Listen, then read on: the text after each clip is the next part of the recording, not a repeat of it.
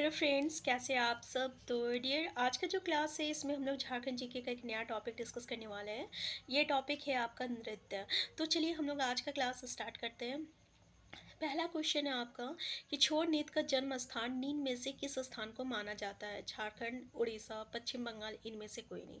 तो ऑब्वियसली हम लोग झारखंड जीके पढ़ रहे हैं, तो कहीं ना कहीं इसका आंसर जो है हमारा आंसर ई हो जाएगा, झारखंड।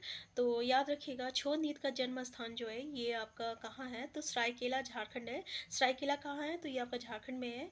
और यहीं से जो है ये नृत्य जो है, छौ नृत्य जो है मयूरभंज, उड़ीसा और पुरुलिया आपका जो पश्चिम बंगाल में वहाँ तक फैला है। ठीक है, तो याद रखिएगा इसका जो जन्म स्थान जो है ये आपका झारखंड का माना जाता है। नेक्स्ट क्वेश्चन है आपका, छो नृत्य का सर्वप्रथम विदेश में प्रदर्शन कब किया गया था। देखिए ये भी अच्छा क्वेश्चन है, यहाँ से हमें क्वेश्चन ये बार बार देखने को मिला कि भी जो आपका झारखंड का एग्जाम होता है, जैसे कि ऑप्शन है आपका 1928, 1938, 1828 और 1838। तो इसका आंसर हो जाएगा, आपका आंसर बी हो जाएगा, 1938 हो जाएगा। ठीक है, तो ये जो है विदेश यूरोप में सबसे पहले इसका प्रदर्शन हुआ था। ये भी याद रखिएगा कहाँ हुआ था, तो आपका यूरोप में हुआ था। और यहाँ पे सरायकेला का आपका एक राजकुमार था जिसका नाम था सुधेंदु। ठीक है, सुधेंदु, तो इसलिए इसको सरायकेला को जो है हम लोग इसका ये मानते हैं, क्या कहते हैं, यहाँ पे लिखने नहीं बनता इसलिए ना। ठीक है, तो सुधेंदु जो है ये इनका राजकुमार जो था सुधेंदु नारायण सिंह, जो कि आपका सरायकेला का था। तो यही सबसे पहले जो है आपका विदेश में, यूरोप में जो है इसका प्रदर्शन किया था 1938 में। तो आंसर बी जो रहेगा ये इसका करेक्ट आंसर हो जाएगा, याद रखिएगा। नेक्स्ट क्वेश्चन है आपका कि बिहार सरकार ने छो नृत्य को कब संरक्षण प्रदान किया था। 1938, 1947, 1945, 1935। ठीक है, तो ऑप्शन देख सकते हैं, इसका करेक्ट आंसर क्या हो जाएगा। इसका आंसर हो जाएगा, करेक्ट आंसर आपका आंसर बी हो जाएगा। 1947 ईस्वी में जो है बिहार सरकार ने आपका जिसमें स्वतंत्रता प्राप्त हुआ था, उसी समय बिहार सरकार जो है छो नृत्य को जो है संरक्षण प्रदान किए थे। ठीक है, तो आंसर क्या हो जाएगा, आंसर बी जो रहेगा ये इसका करेक्ट आंसर हो जाएगा। नेक्स्ट क्वेश्चन है आपका कि झारखंड सरकार छो नृत्य के संरक्षण की जिम्मेदारी कब अपने हाथ में ले। आप ऑप्शन देख सकते हैं, 1995, 2001 ईस्वी, 2000 या 2005 ईस्वी, 2005 ईस्वी। तो सबसे पहले तो हम आपको बता दें कि हमारा झारखंड जो है ना, ये 2000 में झारखंड का स्थापना हुआ था, 15 नवंबर 2000 में। और 15 नवंबर को और क्या हुआ था, यहाँ से भी क्वेश्चन आता है। तो भाई इसी दिन जो है हमारा बिरसा मुंडा का जन्म हुआ था, और उन्हीं के जन्म दिवस के अवसर पर जो है हम लोग झारखंड का स्थापना दिवस मनाते हैं। तो हमारा तो यहाँ से तो ये ऑप्शन तो कट सकता है। ठीक है, तो 2000 में जो है हमारा झारखंड जो है बनकर तैयार हुआ था, इसका स्थापना हुआ था। तो 2000 ईस्वी में ही 2000 ईस्वी में ही जो है झारखंड सरकार जो है छो नृत्य के संरक्षण की जिम्मेदारी जो है अपने हाथ में ले लिया था। तो आंसर सी हो जाएगा। नेक्स्ट क्वेश्चन है, छो नृत्य के संबंध में कौन सा कथन असत्य है। पहला, इस नृत्य को सरायकेला रियासत का संरक्षण प्राप्त था। दूसरा, बिहार सरकार ने इस नृत्य को देश विदेश में प्रदर्शन की व्यवस्था की। तीसरा, ये झारखंड का सबसे प्रसिद्ध लोक नृत्य है। देखिए इनमें से कौन सा आपका जो है असत्य है। तो भाई ये तीनों स्टेटमेंट बिल्कुल सही है, क्योंकि अभी हम लोग जो भी पढ़े थे तीनों स्टेटमेंट आपका बिल्कुल सही है कि हम लोग का झारखंड का सबसे प्रसिद्ध लोक नृत्य जो है छौ नृत्य है। और इसका बिहार सरकार जो है इस नृत्य को देश विदेश में प्रदर्शन की व्यवस्था भी की थी। और नृत्य जो है सरायकेला रियासत का संरक्षण प्राप्त है। ठीक है, तो आंसर हमारा क्या हो जाएगा, आंसर डी हो जाएगा कि भाई इसमें से कोई भी स्टेटमेंट गलत नहीं है, क्योंकि हमें गलत स्टेटमेंट निकालने बोला है। हमारा सारे स्टेटमेंट जो है बिल्कुल सही है। नेक्स्ट क्वेश्चन है आपका, इस नृत्य के पौराणिक व ऐतिहासिक कथाओं का मंचन के लिए मात्र तरह तरह के मुखौटे धारण करते हैं। ये कथन निम्न में से किस नृत्य के लिए उपयुक्त है। पाइका नृत्य, चापी नृत्य, अग्नि नृत्य, छौ नृत्य। तो देखिए ये कौन सा स्टेटमेंट इसमें सही है, तो इसका आंसर हो जाएगा आपका आंसर डी हो जाएगा। ठीक है, यानी छौ नृत्य हो जाएगा। अब हम लोग छौ नृत्य के बारे में पढ़ रहे हैं कि भाई ये एक आपका पौराणिक और ऐतिहासिक कथाओं का मंचन के लिए जो है पात्र मंचन के लिए पात्र तरह तरह का मुखौटा जो रहता है धारण किया जाता है। तो छौ नृत्य हो जाएगा आंसर डी। नेक्स्ट क्वेश्चन है है आपका कि छौ नृत्य में कितनी धाराएं हैं? 2 है, 3 है, 4 है, 5 है। तो याद रखिएगा इसकी जो धाराएं हैं ये 2 धाराएं हैं। कौन कौन सा? यानी आंसर ए जो रहेगा करेक्ट आंसर हो जाएगा। 2 धाराएं हैं। एक होता है आपका हथियार धारा का होता है और एक काली भंग धारा होता है। क्या होता है भाई? एक हथियार धारा होता है और एक काली भंग धारा होता है। ठीक है, तो आंसर क्या हो जाएगा? आंसर ई हो जाएगा। नेक्स्ट क्वेश्चन है छौ नृत्य के संबंध में कौन सा कथन सत्य है? पहला, ये एक पुरुष प्रधान नृत्य है। दूसरा, छौ नृत्य में किसी गुरु या प्रशिक्षक की उपस्थिति अनिवार्य नहीं होती है। तीसरा, इस नृत्य को भारत नाट्यम, कथक, मणिपुरी आदि की तरह शास्त्रीय नृत्य का दर्जा प्राप्त हुआ है। तो भाई हमारा कौन सा स्टेटमेंट जो है ना ये आपका सत्य है। तो देखिए ये जो पहला स्टेटमेंट जो है ना कि ये एक छौ नृत्य है, ये स्टेटमेंट जो है हमारा छौ नृत्य जो है एक पुरुष प्रधान नृत्य है, ये बिल्कुल आपका सही है। ठीक है ना। बाकी जो है ये दोनों स्टेटमेंट ये गलत है। देखिए इसमें गुरु या प्रशिक्षक की उपस्थिति जो होती है ना ये अनिवार्य होती है। ठीक है, तो ये हमारे स्टेटमेंट गलत हो गया है।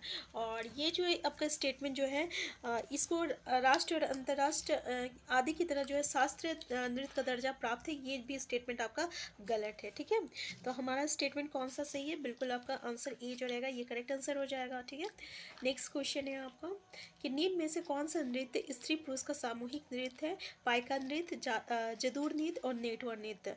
आंसर क्या हो जाएगा? तो ये आपका जदूर नृत्य हो जाएगा। ये जो है आपका स्त्री और पुरुष का एक सामूहिक नृत्य है। याद रखिएगा आंसर बी जो रहेगा ये इसका करेक्ट आंसर हो जाएगा। ठीक है, जदूर नृत्य। नेक्स्ट क्वेश्चन है आपका कि जपी नृत्य निम्न में से किस प्रकार का नृत्य? विवाह विषय गीत है या वसंत गीत है या जन्म संस्कार से संबंधित है या शिकार नृत्य है? तो डियर इसका आंसर क्या हो जाएगा? तो जपी याद रखिएगा ये एक शिकार नृत्य है। ठीक है, इसमें क्या होता है ना कि सरहुल के बाद ये आपका प्रारंभ होता है और आषाढ़ी वर्षा तक चलता है जपी नृत्य।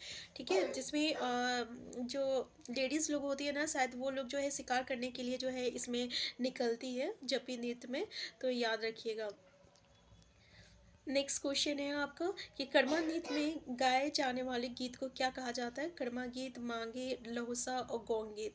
तो भाई कर्मा नृत्य में गाए जाने वाला गीत को क्या कहा जाता है? तो यहाँ पे कंफ्यूज मत होइएगा कि कर्मा गीत करके नहीं आ जाइएगा, क्योंकि कर्मा नृत्य में गाए जाने वाले गीत को पता है क्या कहते हैं? हम लोग लहुसा कहते हैं। ठीक है, इसको हम लोग क्या कहते हैं? लहुशा कहते हैं। और कर्मा नृत्य में याद रखिएगा हम लोग कर्मा नृत्य में जो गीत गाया जाता है उसको कर्मा गीत नहीं कहते हैं, उसे लहुशा कहते हैं। ठीक है, तो आंसर सी जो रहेगा ये इसका करेक्ट आंसर हो जाएगा।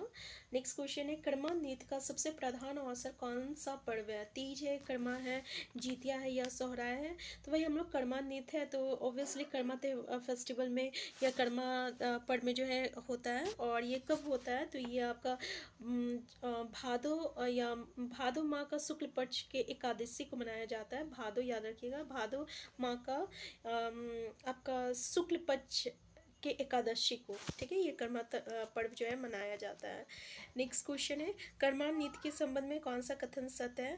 पहला, नेक्स्ट क्वेश्चन है कर्मा नृत्य के संबंध में कौन सा कथन सत्य है? पहला, ये एक सामूहिक नृत्य है, इसमें 8 पुरुष और 8 स्त्रियां भाग लेती है। और तीसरा है ये नृत्य वर्षा ऋतु के आरंभ से लेकर उसके समाप्ति तक चलता है। तो भाई इसमें कौन सा स्टेटमेंट बोला सही है? तो बिल्कुल सही है। इसमें आप देख सकते हैं तीनों का तीनों स्टेटमेंट सही है, इसलिए आंसर डी जो रहेगा ये हमारा करेक्ट आंसर हो जाएगा। ठीक है, नेक्स्ट क्वेश्चन है आपका दिए गए नृत्य एवं ऋतु को सही मिलान कीजिए। जैसे जदूर डांडी है, शीत ऋतु, गद्दी डांडी वर्षा ऋतु, क्रम डांडी ग्रीष्म ऋतु और माघा डांडी वसंत ऋतु। तो भाई इसका करेक्ट आंसर क्या हो जाएगा? तो देखिए जदू डांडी जो रहेगा ना ये आपका वसंत ऋतु हो जाएगा। जदू जो है ये आपका वसंत ऋतु हो जाएगा।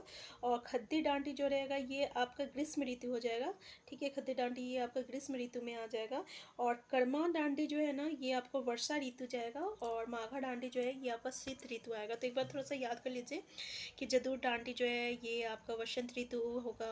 और खद्दी डांडी जो है ये आपका ग्रीष्म ऋतु में जाएगा। और क्रम डांडी जो है ये आपका वर्षा ऋतु। और माघा डांडी जो है ये आपका शीत ऋतु है। ठीक है, नेक्स्ट क्वेश्चन है आपका जागो नृत्य का प्रधान आशर नींद में कौन पर्व है?